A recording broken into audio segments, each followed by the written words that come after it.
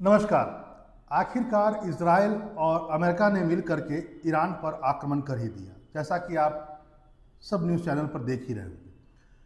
प्रश्न उठता है यहाँ पर कि इतने दिनों तक जब ईरान और अमेरिका बातचीत में लगे हुए थे, दूसरे दौर की वार्ता अभी हाल ही में हुई जिनेवा में, सबकी आंखें टिकी हुई थी, बहुत समझौते पर करीब पहुँच चुके थे, तो फिर आखिर ऐसा कदम क्यों उठाया? प्रश्न तो यहाँ यही उठता है। क्या अमेरिका नहीं चाहता है कि समझौता हो, या ईरान कहीं जिद पर खड़ा था? न्यूज़ चैनल कहता है कि नहीं, समझौते के करीब था। किस समझौते के करीब? और क्या वो समझौता सूट नहीं कर रहा था ईरान को, अमेरिका को और इजराइल को? देखिए, यहाँ पर एक बात है जो समझना होगा। सच्चाई यह है कि अमेरिका और इजराइल दोनों अब इस बात पर नहीं सहमत हो सकते हैं कि खमीनी सत्ता में रहे। बेसिकली अब जो सब कुछ है वो इस पर टिका हुआ है कि अमेरिका ये चाहता है कि खमीनी कहीं ना कहीं सत्ता छोड़े, तभी समझौता हो पाएगा। और सूत्र ये बता रहे हैं कि समझौता इस कारण से करीब आकर के भी टूट रहा है, खमीनी नहीं चाहते हैं किसी प्रकार का समझौता होना। जी हाँ, यानी वो इस समझौते के करीब नहीं आना चाहते हैं कि मुझसे समझौता हो जाए, मतलब मुझे हटा दो ईरान से और किसी और को लाओ, जो इजराइल भी चाहता है और अमेरिका भी। एक डेमोक्रेटिक सरकार हो, या नहीं तो कम से कम पुराने वाली इस्लामिक क्रांति जो हुई थी 1979 में, जिससे पहले वहां पर एक तरह से राजतंत्र था, दोबारा से वो बहाल हो जाए। डेमोक्रेसी नहीं भी हो पाए तो कम से कम वहां तक आ जाए, क्योंकि वो सूट करता है ईरान को और इजराइल दोनों को। ये दोनों ही मानते हैं कि कहीं ना कहीं इस्लामिक जगत में जो रेडिकलाइजेशन हुआ है, और आपको पता है कि कोल्ड वॉर के बाद जो एक पूरा का पूरा सिनेरियो डेवलप हुआ, जिसमें यह कहा गया कि अब विचारधारा के बीच युद्ध समाप्त हो गया है, साम्यवाद और पूंजीवाद के बीच, और सभ्यता का संघर्ष चालू हुआ, जैसा सैमुअल हैटिंगटन ने भी कहा। तो ये बेसिकली इस्लाम और ईसाई जगत के बीच का जो संघर्ष है वह दिख रहा है यहाँ, क्योंकि इस्लामिक क्रांति के बाद जब खमीनी सत्ता में आए, तो माना जाता है कि उससे पहले जो इस्लामिक देश जितने भी थे वहां पर कट्टरवाद इतना ज़्यादा नहीं था, खासकर पाकिस्तान में। इस्लामिक क्रांति के बाद ज़बरदस्त कट्टरवाद बढ़ा, और यह सूट नहीं किया क्रिश्चियन कम्युनिटी या वेस्टर्न वर्ल्ड को, क्योंकि बहुत बार उनको इसका सामना करना पड़ा आतंकवाद के विरुद्ध। हाँ, भारत ने भी कई बार कहा आतंकवाद एक प्रॉब्लम है, तब तक अमेरिका ने या किसी देश, विश्व के पश्चिमी देश ने इसको रिकॉग्नाइज नहीं किया, जब तक उनके यहाँ खुद आग नहीं लगा, वर्ल्ड ट्रेड सेंटर नहीं गिरा 9/11 की घटना, आप सबको पता हो। हाँ, उसके बाद शायद अमेरिका को लगा कि टेररिज्म एक बहुत बड़ा प्रॉब्लम है, खासकर क्रॉस बॉर्डर टेररिज्म या इस्लामिक आतंकवाद। तो अमेरिका इस बात को अब समझ चुका है कि हम किसी भी वार्ता पर वहां तक नहीं जाएंगे जहां पर हम उस चीज को छोड़ दें जो इस्लामिक कट्टरवाद को फिर दोबारा उत्पन्न कर सकता है। इसलिए समझौता होते होते भी रुक जा रहा है। दूसरा, इजराइल में भी हो सकता है इससे एक बार समझौता कर भी ले, लेकिन इजराइल इस चीज समझौता नहीं करेगा कि ईरान जो है वह एटॉमिक एनर्जी तो बनाए, लेकिन वह भी किसके साथ बनाए? अमेरिका के साथ एक ढंग से समझौता करके बनाए कि तुम हो सकता है आने वाले समय में एटॉमिक एनर्जी बनाओ, लेकिन केवल इलेक्ट्रिसिटी के लिए। शायद ईरान इसके लिए भी सहमत नहीं है, और उसके पीछे बहुत बड़ा कारण है खमीनी ये मान कर बैठे हुए हैं कि मुझे इस्लामिक जगत का सबसे ऊपर बनना है, ताकतवर देश बनना है, या मैं कहूँ लीडर बनना है। और यही चीज़ जो है आज के तारीख में ईरान को अन्य देशों से, जितने भी मुस्लिम वर्ल्ड है, उससे अलग करता है। आप देख सकते हैं इस बात को कि ये तो वो क्षेत्र है जहाँ पर आज स्ट्राइक हुआ, लेकिन आप यदि आगे देखेंगे तो मजबूरी देखिए ईरान की। ईरान के मिसाइल शायद अभी नहीं पहुंच पाएंगे सही से अमेरिका के जो शिप है वहां तक, जो वो लेकर के बैठा हुआ है 2 एयरक्राफ्ट कैरियर वहां तक, या मैं कहूं इजराइल तक।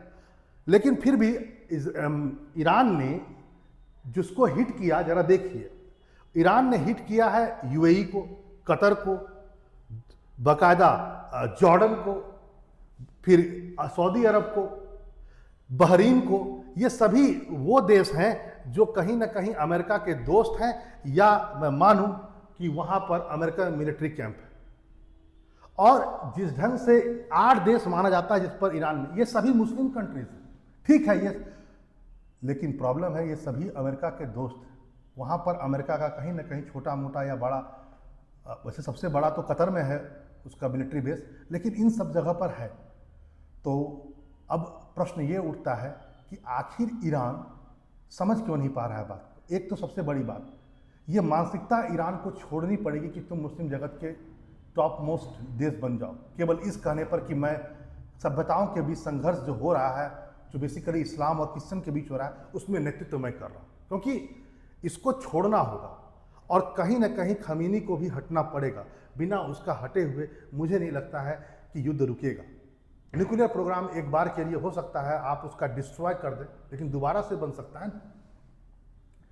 तो ये सारा युद्ध जो है ना, जो सारा युद्ध हो रहा है, ये अमेरिका का जो भी हो, इजराइल की इनसिक्योरिटी होती है। इजराइल को लगता है कि हमारा सबसे बड़ा दुश्मन है वो, क्योंकि हिजबुल्लाह को वो सपोर्ट करता है, वो हमास को सपोर्ट करता है, वो हूती को सपोर्ट करता है। ये सभी आखिर बम किस पर गिराते हैं? इजराइल। तो सीधे ईरान का इजराइल से संघर्ष जल्दी नहीं हुआ, लेकिन छद्म में युद्ध तो चल रहा था और इस ढंग से ईरान दुश्मन बनता चला गया इजराइल का। और इजराइल और अमेरिका बहुत बड़े दोस्त हैं। तो सबसे बड़ी बात है कि कहीं ना कहीं ईरान की नज़र, इजराइल और अमेरिका की नज़र में वहाँ की सत्ता बहुत बड़ी रिस्पॉन्सिबल है उस एरिया में टेररिज्म को स्पॉन्सर करने में।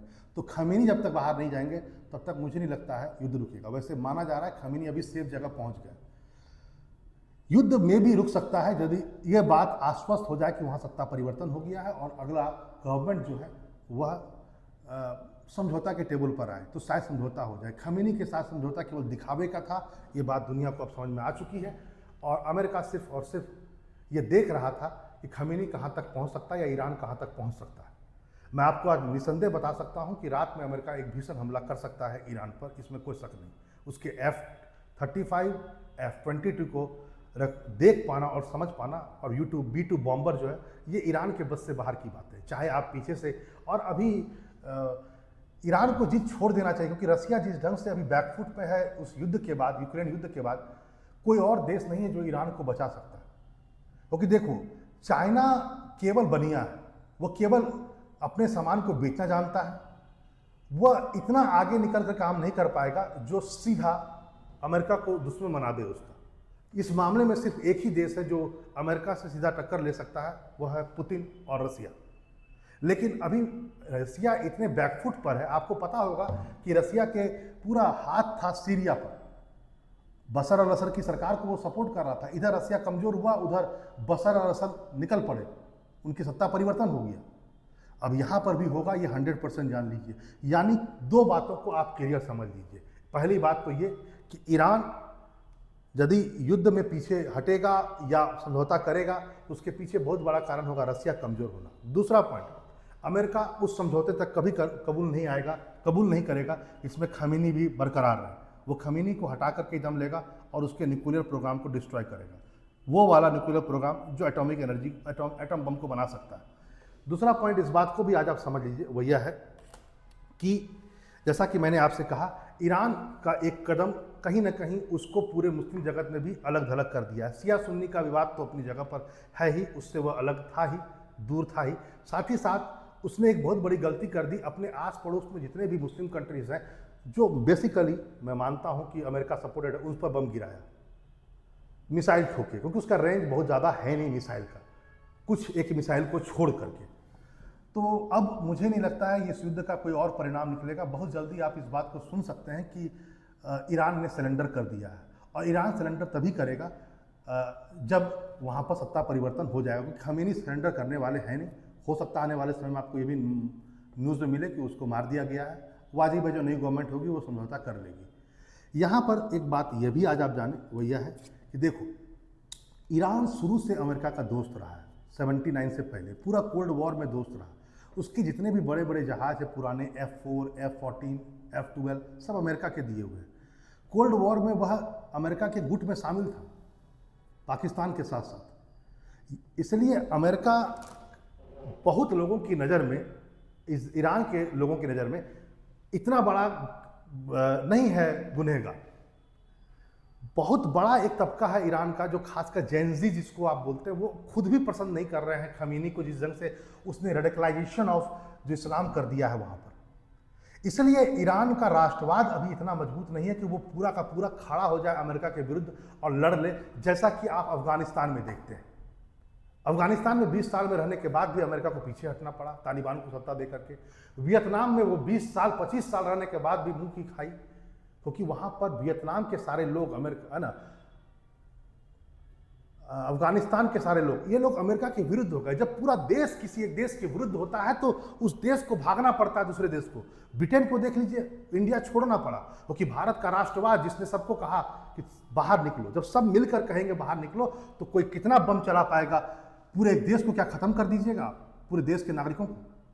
तो यहाँ पर ईरान को कहीं, ईरान के जो ऊपर लेवल के लोग हैं वह विरोध का सामना कर रहे हैं अपने ही देश के लोगों का। उनका मानना है कि ये जो गवर्नमेंट है वो खराब है। इसलिए ये आज की तारीख में इजराइल और अमेरिका को बहुत ज़्यादा विरोध का सामना नहीं करना पड़ रहा। एक तो ईरान में खुद ही समस्या है, वहाँ के लोग खुद ही राष्ट्रवाद उतना नहीं, क्योंकि सरकार से वो असंतुष्ट है। दूसरा पॉइंट, ईरान ने अपने अगल बगल के सारे मुस्लिम देशों को भी आज बम गिरा करके और मिसाइल गिरा करके दुश्मन बना लिया।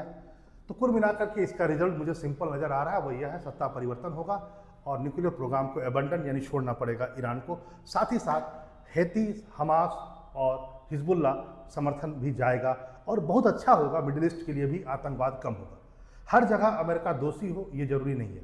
इस बात को आप जान सकते हैं कि ईरान ने एनपीटी पर साइन किया हुआ देश है। एनपीटी पर साइन किया हुआ कोई भी देश न्यूक्लियर बम नहीं बना सकता, इसके बावजूद भी ईरान बना रहा है और लगभग बनाने के करीब है। तो ईरान ने भी कई जगह ऐसे गलत कार्य किए हैं।